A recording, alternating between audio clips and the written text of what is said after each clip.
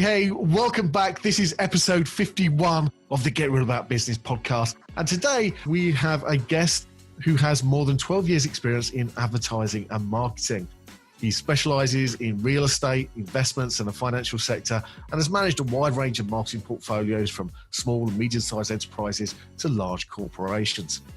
He is CEO of Next Generation, which is a direct response media and marketing agency based in London and Los Angeles. And despite that, you might be more familiar with him as a TV presenter on some of your favorite Sky channels within the gaming, sports, fashion and red carpet entertainment sector.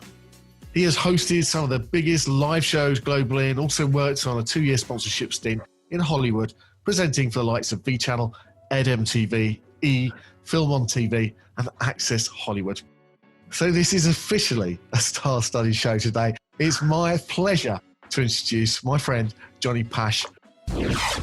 Welcome, Johnny. How are you doing? Hello. All good. Looking very frosty and great right there on the camera. Yeah, and I haven't got my Angry Birds at the back, which I normally do today, so that's a little bit different. Fair enough. So I really want to get into this with you because we've got a really serious marketing subject, but also I can't pass by the opportunity to talk to you a little bit about your history and your background in TV presenting. So I want to start there with you, and then we'll move on to talking about generating high-quality leads. I think you've got a fascinating story, and I want to hear it today. Now, I kind of started a new tradition on the episode 49, actually, and it was based on one of the guests that I had at the time there, who had a habit on his podcast of asking some random questions. So I want to start with something random with you. Is that all right? Absolutely. I like the randomness. Okay. It's not going to be that random because it is related to TV. I guess you probably work with a lot of TV celebrities, film celebrities, and we all think about celebrities as having their diva moments. So my question to you, Johnny, is what was your biggest diva moment? I don't know. I didn't really have a diva moment per se. Look, the thing is, we're all equal here. We're all human beings on this planet, and we're all here to follow some sort of dream and conquer some sort of amazing experience. And I just think diva, I think all of these celebrities, let's say, Z-listers that you sort of mix around with, they're just nobodies, really. They just sort of march around and, people sort of blow smoke up their bum. They're just regular folk like myself and you, Clive. And I tried, even though I was getting a little bit of a name out there and people were starting to recognize me, they treat you a little bit more special than your general sort of public. I really tried to be as grounded as possible and not sort of sway into that whole sort of diva mentality. So I tried to keep myself very grounded and real and just have fun with it. I never really, I didn't want to take it too seriously. The whole TV presenting thing for myself was just a massive game, and I had so much fun with it. Funnily enough, though, I do have a Himalayan salt lamp on my desk.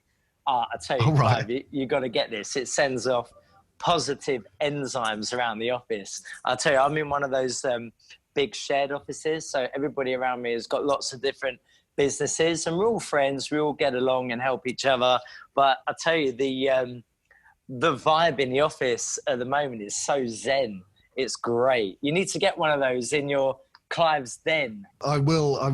Actually, what I'll do is I'll put up a link on the show notes page. So if anybody wants to find a Himalayan, we'll do it. Absolutely. You've had a fascinating history within TV presenting, and you took the decision to move away from that and to start up your own business. And you're focusing very much on marketing. Why the change? What happened? What made you move in that direction? The thing is, from an early age, I've always had this sort of outgoing enthusiasm and sort of spontaneity, this energy. And I thought, how is it going to be best to sort of showcase that energy and get that sort of release that I needed?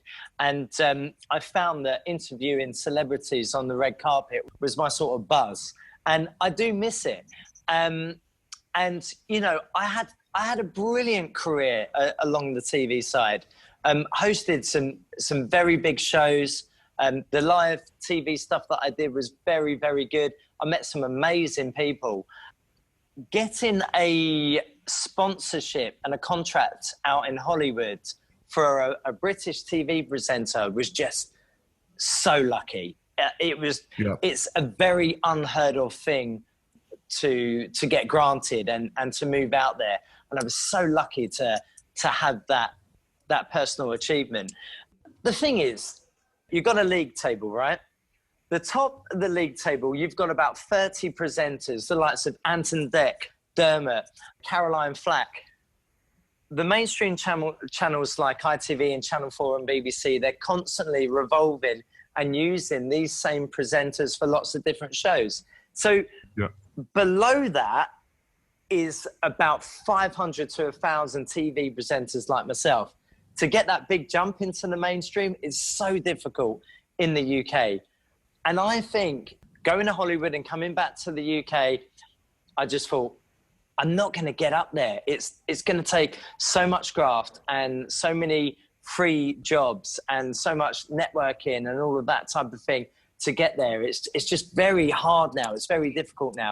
I think anybody can be a TV presenter on YouTube and doing their own personal videos on their iPhone and this type of thing. It's so competitive now. Gone are the days of just sending in an audition tape to MTV. It's not like that now. And I sort of came to the realization of, okay, cool, getting a little bit older now. I've got so much experience with marketing, and looking back on everything that I've done on the TV presenting side, there was a lot of production elements in there as well. I was actually producing shows as well as presenting for them. And then really I'm looking at it like I'm a businessman at the end of the day.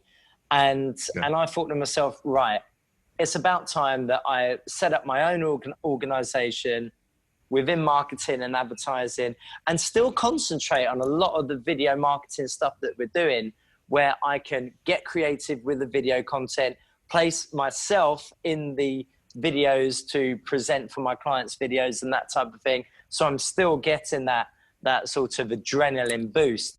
Yeah. And it's just merged nicely now. It's nice to be out of that entertainment industry. You start to go to these film premieres and these type of events, and it's the same sort of 20, 30 people who are just sort of straggling around, and they're just trying to sort of step over people to get somewhere. And it wasn't for me. I just sort of grew out of it, you know. And look, Hollywood, even though it was lots of glitz and glam, and I loved it, and I loved the lifestyle, and I loved the work that I was doing there, the place is it's very much a bubble. Everybody lives in this bubble over in Los Angeles, and I just didn't find that there were many grounded people out there. Everybody was very light and fluffy, and not a lot of real people out there at all. All they care about is their Instagram followers and their likes and all of this type of thing. It just wasn't for me. I'm a very sort of realist type of person. I bounce off people. I like to create partnerships and friends with other entrepreneurs and business owners and people doing what we do. But over there, it's a very weird place to live. I just couldn't get along with it, really. So it was good to step away. Tell me a little bit about how you've taken some of what you learned before and applying that now in marketing.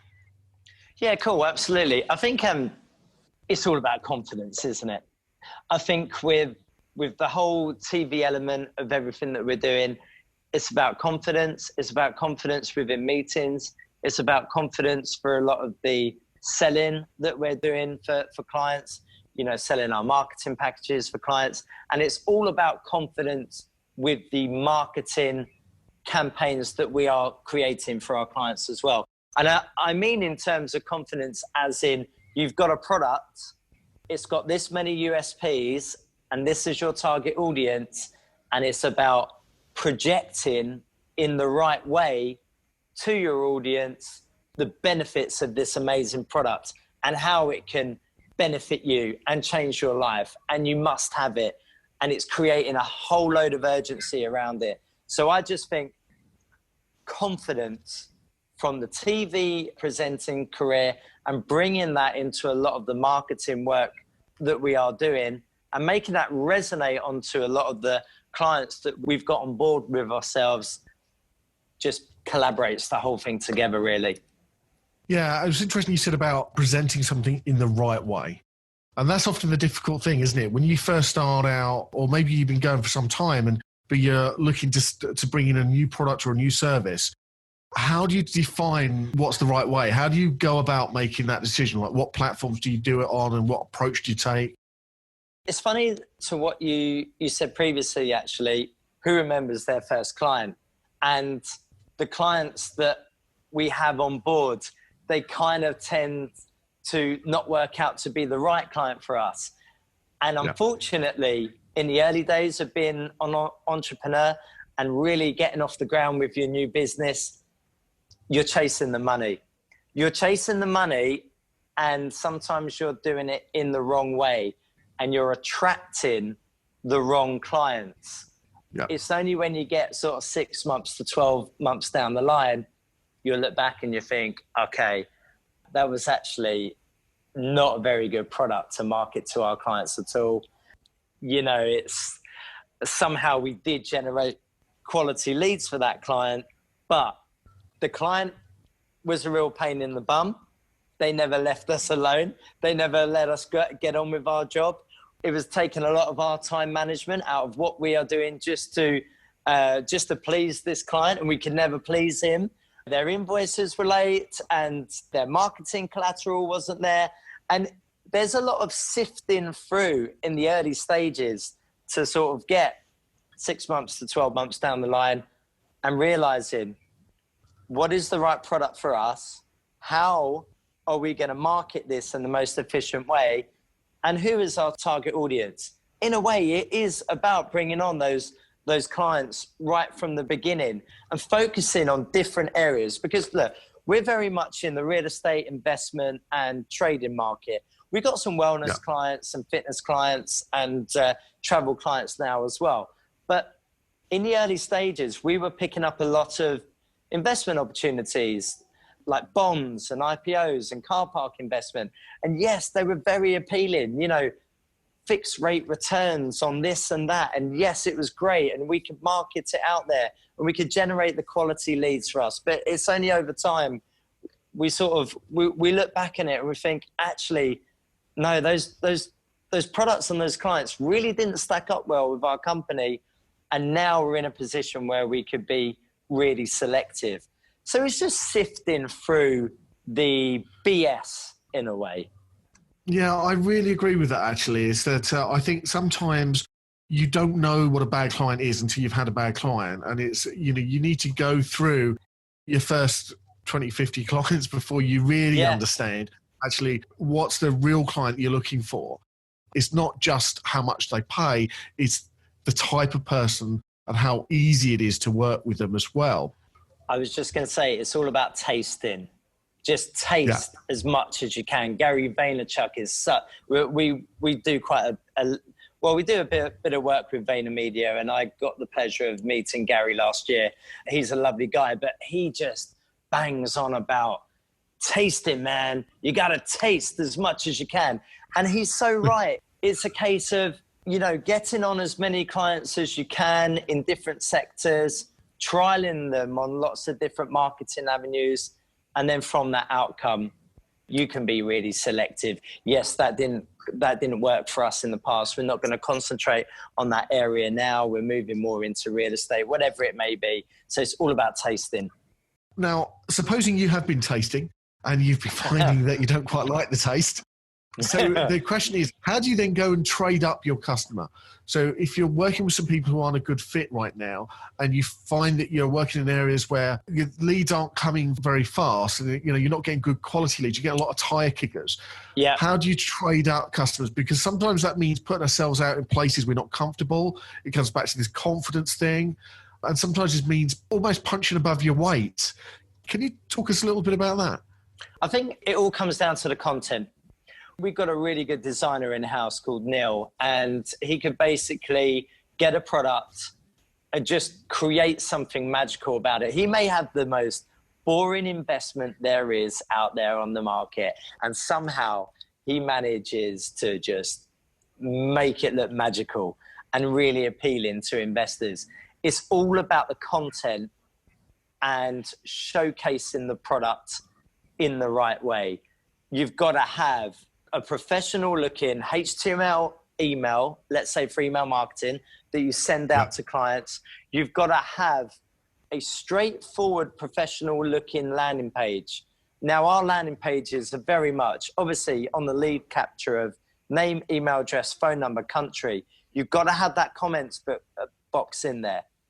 So investors or consumers can comment on the product and they could ask about the price. They could ask about their returns. Before you get on the phone to these guys, you're already fully briefed on what this investor is looking for. So it makes your sales a lot more easier. But also on the flip side of that landing page, we are reiterating the fact that this is an investment opportunity. These are the key bullet points of this investment, the returns, the entry level, whatever it may be. You are submitting your information with our GDPR consent because you want to be contacted by one of the sales team about this particular investment. So what I'm trying to say is there, Clive, is it's all about content. It's got to look professional and it's got to be informative to the consumer or the investor. And it has to just detail exactly what the opportunity is in the easiest way that you can. I think we get a little bit lost in translation with some of these products.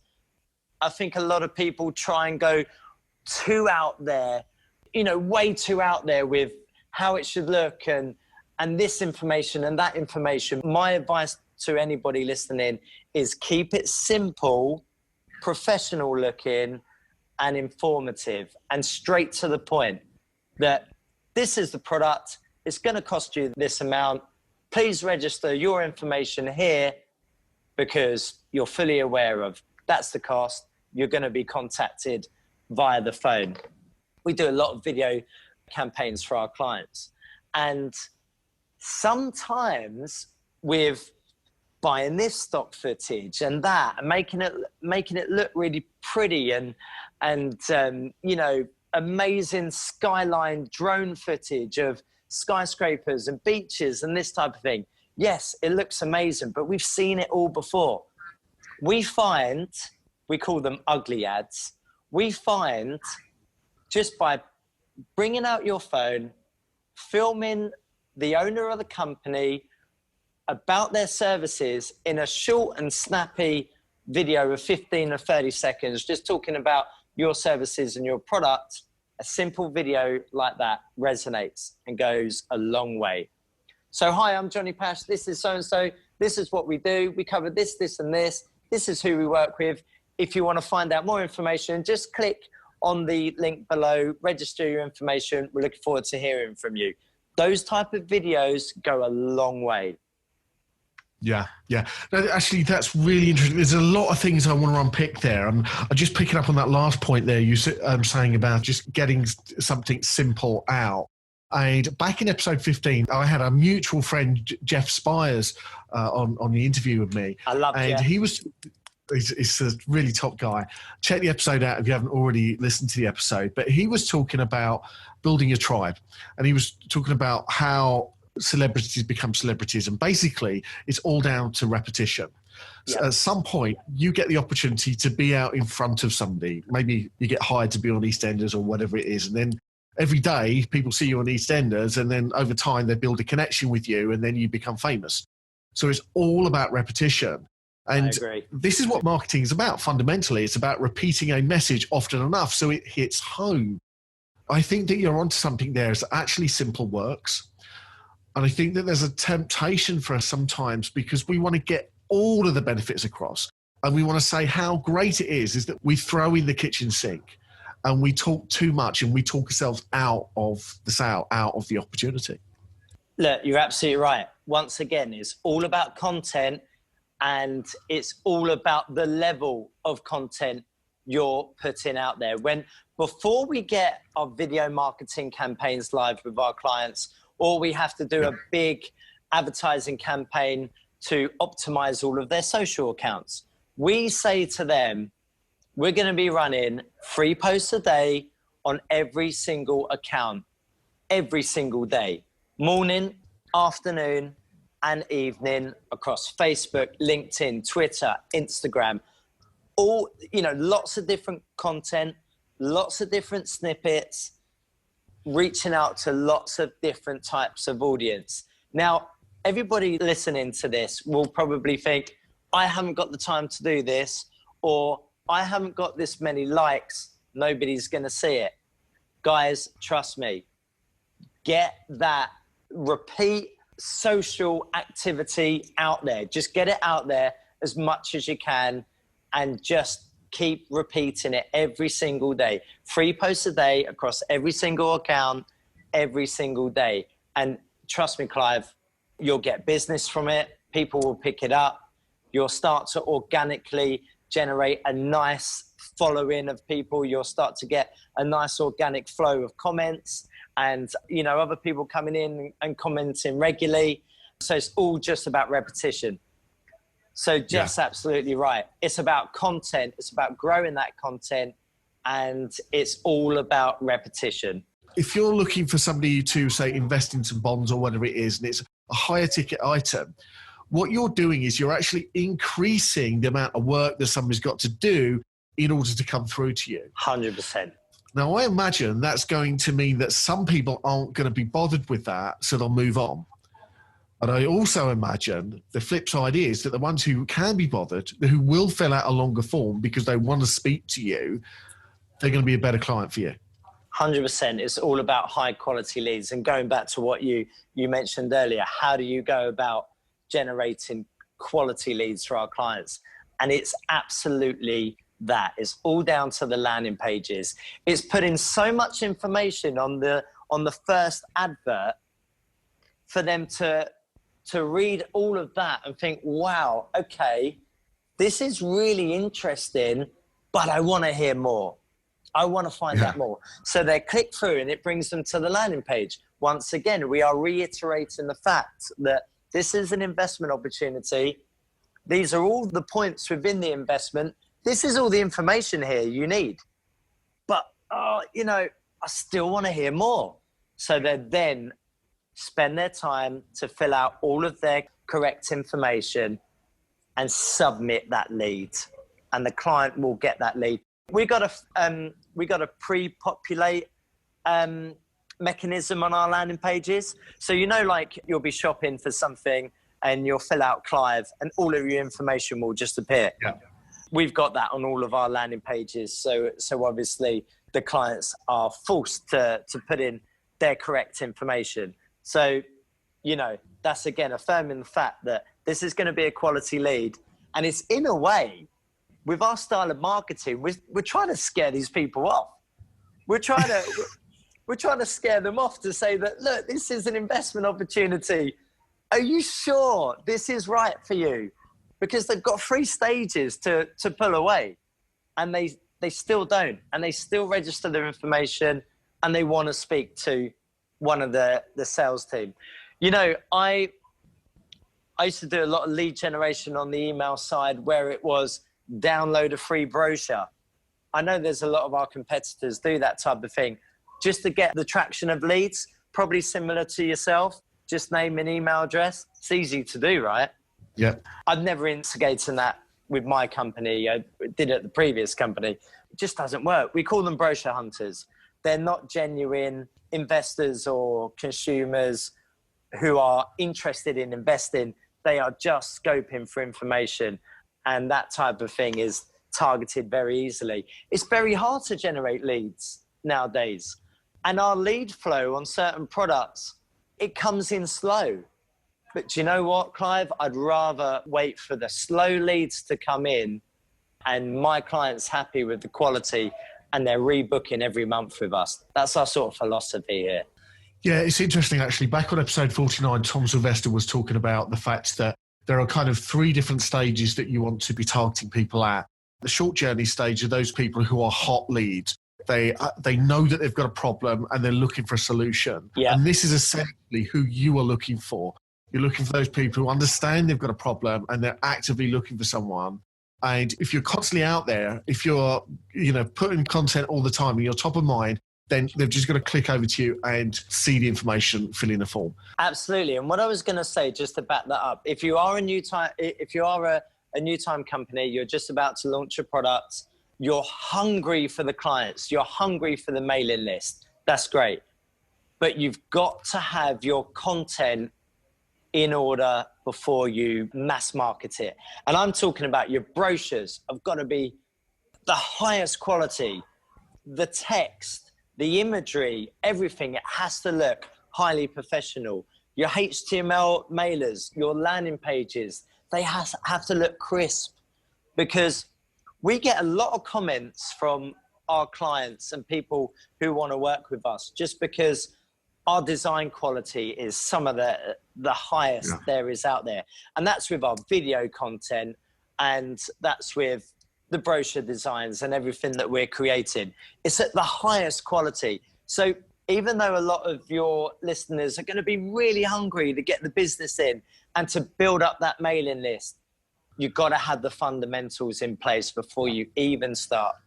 Your content's got to be crisp. Yeah, I would agree with that. I think people buy with their eyes. They look, and we are impressed immediately if we see something that's visually attractive. If it's not, just one look will kill the opportunity. 100%. So it's so competitive as well. There's so many people doing what you're doing. So you've got to stand out. And, you can have so much fun with video marketing. I think, look, we do probably about 50% of our budget is booked on email marketing, just because our audience are mostly investors.